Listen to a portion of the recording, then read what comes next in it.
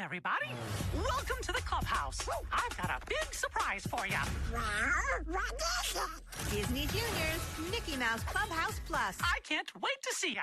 Monday mornings on Disney Channel.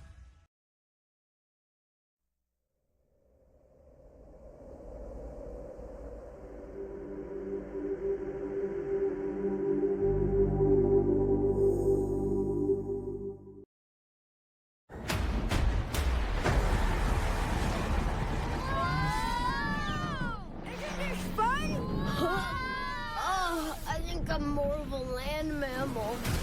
Brace for impact! Whoa. If we're going into that jungle, we need to suit up for the job. Whatever this island throws at us,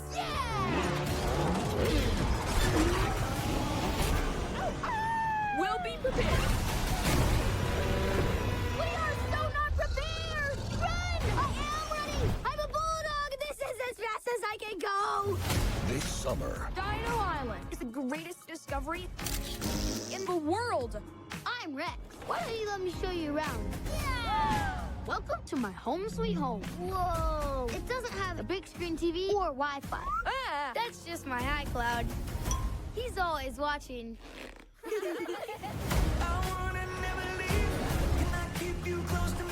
This island has the biggest diamond mine in the world. come here, beautiful.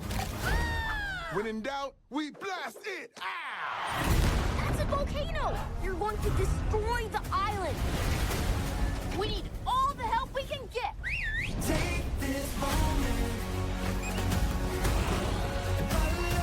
Witness a big screen event Stay cool, little doggies.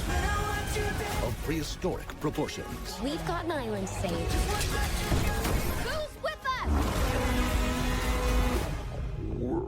What was that? It's my stomach. Those baby dinosaurs ate all my pup treats. Oh, come on! no dino's too big, no pup's too small. I can do this. Paw Patrol, the Dino Movie. No fair! I want a dinosaur BFF. Best friends forever. Oh, ow, ow, ow, ow, ow. Okay, stop, never mind.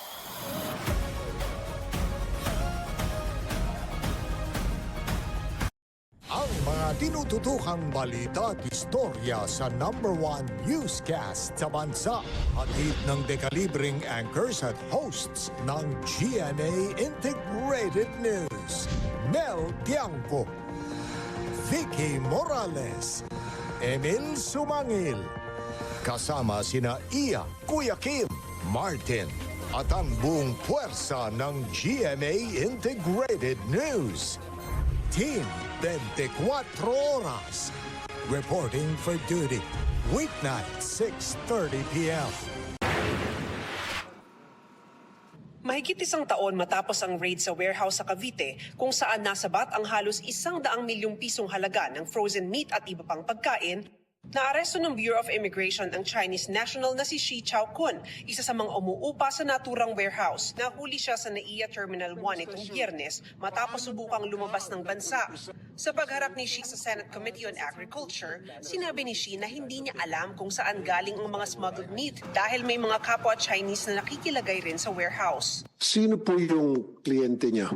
Pangalan ng restaurant? He is explaining that I don't know the bosses there or the heads, but I know the address. I know the address, but not really the name. Kailangan namin yung pangalan ng mga restaurant na mas maganda mga I have forgotten the names. Sorry. Only the address. Only the address. Well, give us the address, but unbelievable na hindi mo alam yung mga pangalan ng restaurant. Nanindigan din si Shi na walang tumulong sa kanyang Pilipino para magnegosyo rito at wala rin daw siyang kakilala sa gobyerno, partikular sa Bureau of Customs. I said that I don't know anyone here. The time that I came, I really don't know anyone, so I cannot say anything to convince you that what I'm saying is the truth. And I just came here with my knowledge that I just want to do this kind of business, but I really don't know anyone. Ayon kay Shi, nakakuha siya ng visa sa tulong ng isang Chinese national mula sa isang group chat. What is his name? I don't know his real name or exact name because in the group chat, in WeChat, so they always use their alias. Kaya tanong ni Senador Erwin Tulfo, wala bang vetting process ang Bureau of Immigration sa mga nag-a-apply ng visa? Sinecheck po namin yung mga documents po na pinipresent po nung aplikante. Next po is yung, after po nun, yung pong, meron po din kami post audit after po nung approval o during the time po na pinoprocess po yung application ng 9G. Sa kaso ni Shi, nilabag niya ang 9G o long-term work visa niya dahil peke ang mga binigay niyang address at nagnegosyo siya ng labas sa aprobado ng BI. Mr. Shi, this committee finds you in contempt. Uminit ang ulo ng mga senador at kinontempt si Shi dahil sa paulit-ulit na pagtangging sumagot at pagsisinungaling umano. Sabi ni Committee Chairman Senador Kiko Pangilinan, hindi muna dapat siya ipapadeport hanggang hindi nakukuhanan ng impormasyon. Sinita rin ng mga senador ang hindi pagsunod sa proseso sa ginawang raid sa warehouse ng Vigor Global Logistics Corporation. Alas 5 ng hapon ng Biyernes kasi noon dumating ang mga operatiba sa warehouse. Pero dahil hindi na office hours, lumipas pa ang weekend at Lunes pa nabuksan ng warehouse. So bakit kaya nagtagal? Pero sir, nilak naman po sir ng BOC yung ano sir, yung Kahit na. Nilak Kahit na. Bakit papayag yung maghintay ng 3 araw? Pwede makasingit, Mr. Chair?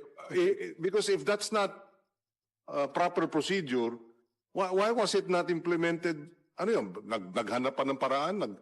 May kinausap pa bang padrino? Ayon sa DA, sa loob nga ng 3 araw, gumawa raw ng paraan ng warehouse para itago ang mga smuggled na produkto. Hinarangan pa raw ng mga kalat, sasakyan at peking pader ang cold storage facility. Nung lumapit kami sa dulo, mamay namin malansa. So pinatanggal ko sir yung mga basura at saka pinatanggal ko yung nakaparadang coaster. Then pinagiba ko na po nung kinapo ko sir halo. Sabi ko hindi pader. So pinagiba ko sir paggawa ko ng butas. So that's why nakapasok kami doon sa loob. Nakita yung mga cold storage. Ayon sa may-ari ng warehouse, hindi nila alam na smuggled pala ang nilagay ng mga umuupa sa kanila. Usually kasi we don't mind kung ano yung, hindi namin na monitor yung ano po nila, activity nila po. Kasi we just lease the property lang po. We're not familiar lang po with the product that they are processing. Bawal sa magdala ng mga kontrabando. Apo, nasa contract po. Sa ngayon, mananatili sa kustudiya ng Senado si Shi. Mav Gonzalez, nagbabalita para sa GMA Integrated News.